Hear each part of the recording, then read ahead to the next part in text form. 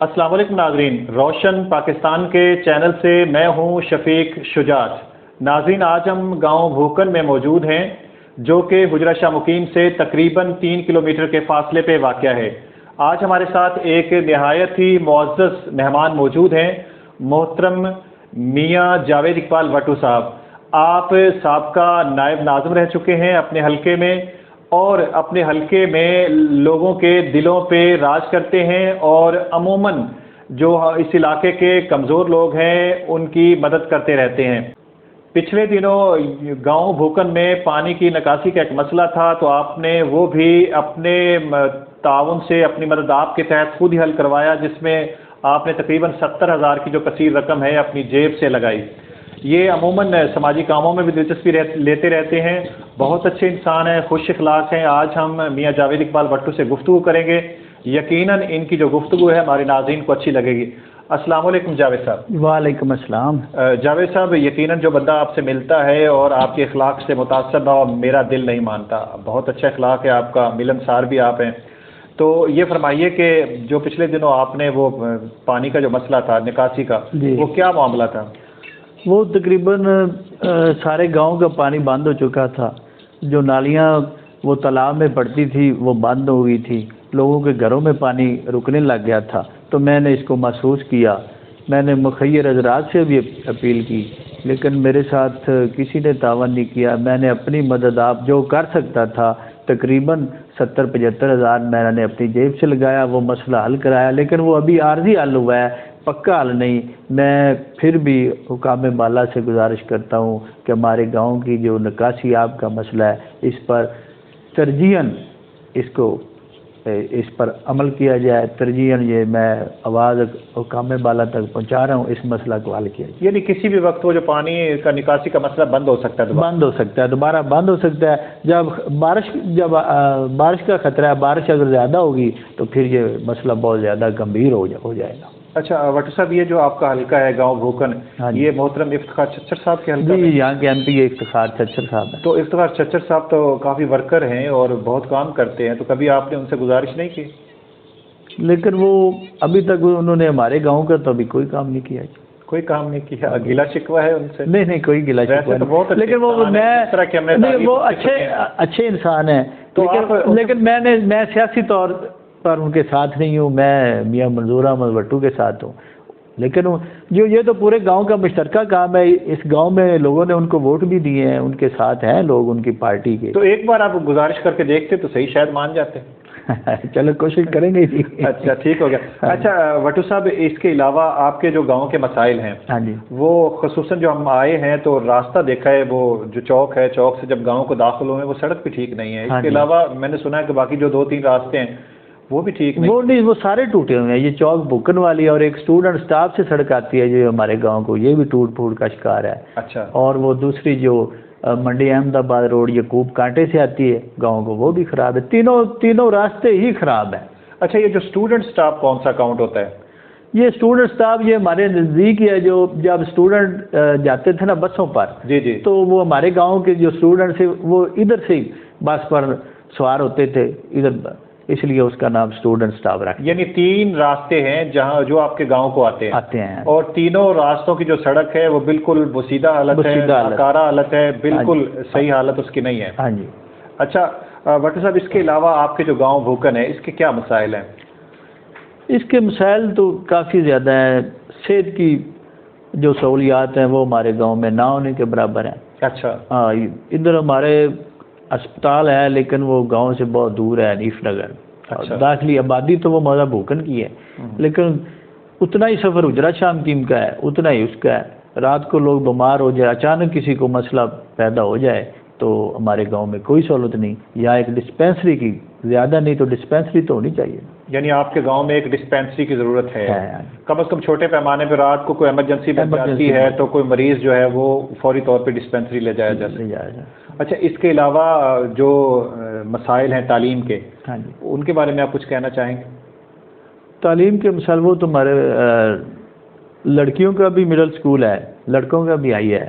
اچھا، تعلیم کے زیادہ مطمئن؟ تعلیم مطمئن ہے، ہمارے گاؤں کے بہت اچھے لڑکے ہیں، پڑھ رہے ہیں، اچھی تعلیم کا کوئی مسئلہ نہیں۔ گاؤں میں جو گاؤں کی سڑکیں ہیں، گاؤں کے جو راستے ہیں، ان پہ سولنگ وغیرہ لگا ہو؟ وہ بھی ٹوٹ پھوٹ کا شکار ہے. جو گاؤں کی جو چاروں سائڈیں ہیں وہ بھی خراب ہے. یعنی ٹوٹل گاؤں کی ابتر حالت ہے. اب تک. اور یہ گاؤں جو ہے قیام پاکستان سے پہلے کا؟ قیام پاکستان سے پہلے کا. اور اس کے باوجود قیام پاکستان سے پہلے کا آباد ہونے کے باوجود گاؤں پہ توجہ نہیں دی گئی؟ نہیں دی گئی. اس کی وجہ یہ ہے کہ جو ہمارے گاؤں میں نا وہ جو پارٹی بازی، بس میں تو یہ لوگوں سے گزارش کروں گا، خدارا اس گاؤں کے متعلق سوچیں، اپنی ذاتی اناج چھوڑیں. یہ بس یہ ہوتا ہے ادھر میاں جاوید نے اس کو ووٹ دینے ہیں، میں نے اس کو نہیں دینے. میں کہتا ہوں فلاں ادھر جا رہا ہے، میں نے ادھر نہیں جانا. یہ سیاسی کشمکش میں ہمارے گاؤں کا نقصان ہو رہا ہے. ہمارا گاؤں بڑا ہے، آج تک ادھر یونین کونسل نہیں بن سکی. اچھا. کبھی رضا علی گیلانی صاحب کا دل کرتا ہے وہ ہمارے گاؤں کو اپنی مرضی سے کدھر لے جاتے ہیں، کبھی منظور احمد وٹو کا دل کرے وہ لگا دیتے ہیں. یہ ہمارا کوئی پرسان حال نہیں، لیکن اس میں غلطی ہماری ہے. میں اپنے آپ کو بھی قصوروار سمجھتا ہوں، لیکن میں نے اپنا جو مائنڈ سیٹ ہے وہ چینج کر لیا ہے. میرا مقصد صرف جتنی میری زندگی ہے، میرا مقصد یہ ہے صرف خدمت کرنا. صحیح. اب میں کوئی سیاست چمکانے کی کوشش کبھی نہیں کروں گا. یہ لوگ کہیں گے پچھلی دفعہ ہمارے گاؤں کا اتحاد ہونے کی کوشش ہوئی بھی، ہم نے اکٹھے ہم نے چلو یعنی سارے گاؤں نے ایک طرف ہونا ہے. ابھی کم از کم چلو بلدیاتی الیکشن تو چلو چیئرمین تو ہمارے گاؤں کا ہونا چاہیے. بالکل. لیکن میں نے تمام لوگوں تمام برادریوں کے سامنے کہا میں بالکل آپ کے ساتھ ہوں. صحیح. کس کو مرضی آپ چیئرمین بنائیں بغیر پارٹی سے. اگر میرا کسی پارٹی کے ساتھ ظاہر ہے سارے لوگوں کے تعلقات ہیں. جی جی. ہم پارٹی سے ہٹ کر ہمیں گاؤں کی خدمت کرنی چاہیے. بالکل کرنی چاہیے اور بلا تفریق کرنی چاہیے کیونکہ زندگی کا کوئی پتہ نہیں. زندگی کے علاوہ گاؤں کے جو مسائل ہیں وہ بنیادی مسائل، بنیادی حق تو ملنا چاہیے. لیکن بندے کی کوشش یہ ہونی چاہیے، مرنا تو ہر کسی نے ہے. جی جی. لیکن مرنے کے بعد 100 میں سے کوئی 70 بندے تو یہ بات کہنا یار یہ فلانا بندہ اچھا آدمی تھا. یہی بات تمہارے کام آنی ہے. بالکل صحیح بات. میں تو سارے لوگوں سے گزارش کرتا ہوں حسد کینہ بغض اپنے دلوں سے نکال دو. صحیح. اچھا وٹو صاحب، پچھلے دنوں میں نے فیس بک پہ دیکھا تھا کہ وہ آپ کی جو گاؤں کی نہر ہے وہ اس کا ایک کنارہ ٹوٹ گیا تھا اور کچھ فصلوں کو نقصان ہوا تھا. وہ کہانی کیا ہے؟ ہاں جی، وہ بھی کچھ نقصان ہوا تھا؟ نہیں، کوئی اتنا زیادہ نقصان نہیں ہوا، وہ ہم نے کنٹرول کر لیا تھا. اچھا. ہاں جی، محکمہ نہر والوں کو بھی میں نے فون کیا، پھر ہم نے وہ کرین منگائی. بہرحال اس قسم کے واقعات نہیں ہونے چاہیے نا. تھوڑا بھی نقصان ہے، نقصان ہے لیکن وہ اگر وقتی طور پہ کنٹرول نہ ہوتا تو وہ گاؤں کا نقصان تھا، پوری آبادی کا نقصان تھا، زیادہ نقصان. تو وہ آپ کیا سمجھتے ہیں کہ وہ لاپرواہی محکمہ نہر کی ہے یا گاؤں والوں کی ہے؟ نہیں، وہ گاؤں والوں کی ہے. اچھا. کیونکہ انہوں نے وہ جو مویشی جاتے ہیں نا پانی پینے کے لیے، جی جی، تو ادھر سے وہ خرابی پیدا ہو گئی تھی. نہر والوں کی بھی وہ ان کا کام ہے، وہ خیال کریں. صحیح. اچھا، آپ کے جو گاؤں ہے گاؤں بھوکن، اس میں سوئی گیس کی سہولت ہے؟ نہیں، سوئی گیس کی سہولت نہیں ہے.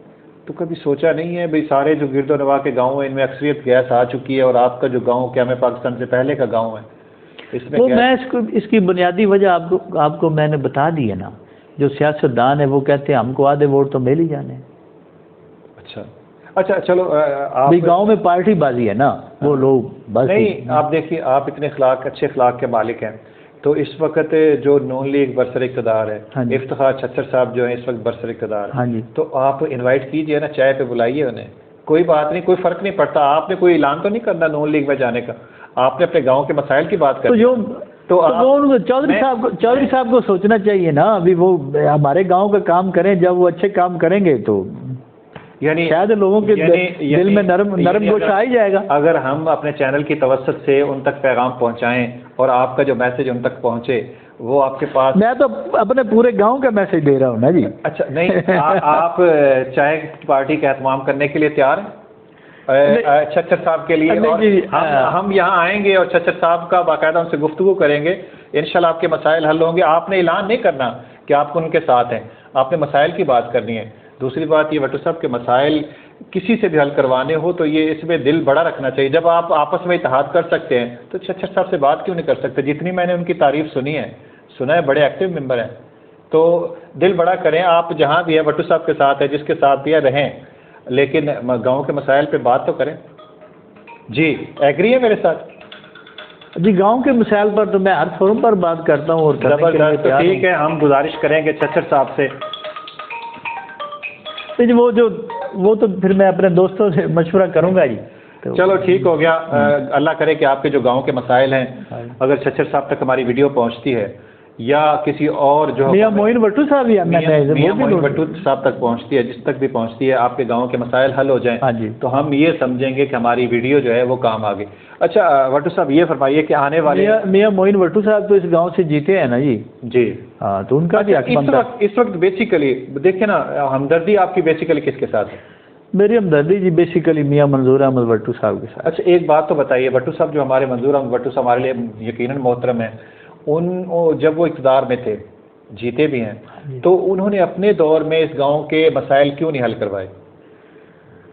آپ پھر نائب ناظم رہے ہیں, جب آپ نائب ناظم تھے تو آپ نے کیا کام کروایا اس گاؤں میں؟ میں جب نائب ناظم تھا تو یہ سڑکیں جو ایک بھوکن چوک والی یہ سید گلزار سلطان شاہ صاحب نے بنائی تھی.